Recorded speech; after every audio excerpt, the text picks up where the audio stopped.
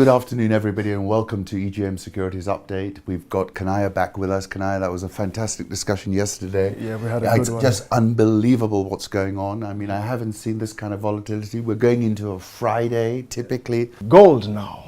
Ha ha ha. So this is, you were saying to me earlier, Ali Khan, this is the third test. Yes. 1, 2, 3, and we're back here. And we haven't even drawn a line. I had to draw a rectangle for that because of the price zone right here. Now, if we go down to the lower time frames, let's say the 1 hour, look at that violence. Look at that violence. So there was heavy buying when it broke. Yes, yeah. Broke the high.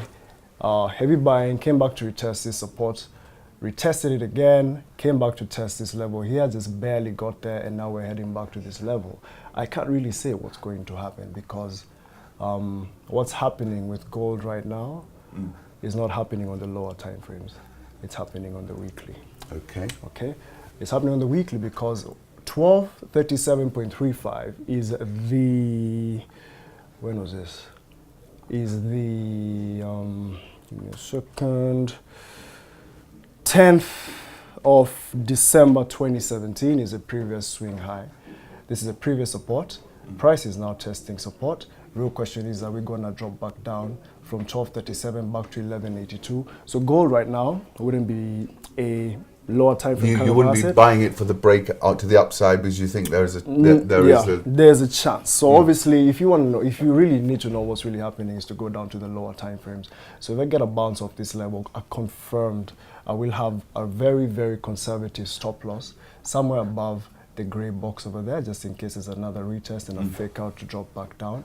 But I would recommend that gold, for now, let's look at it in the long term. Let's look at it in the long term because the important level right here is a December, mid-December previous support, which is now resistance. So it's a matter of whether we're going to break 1237 and rally up to 1265, or a bounce of 1237 down to 1180. So right now, I can say we're still trading around this area because there's nothing that's really pushing this asset.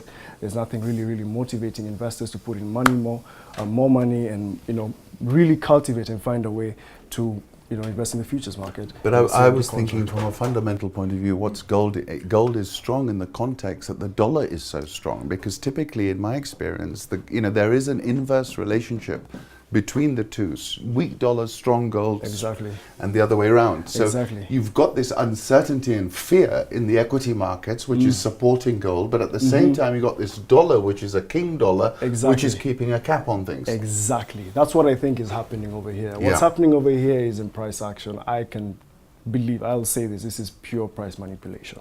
What they're doing is they're building liquidity, not in the forward charts, they're building liquidity in the 30-minute charts.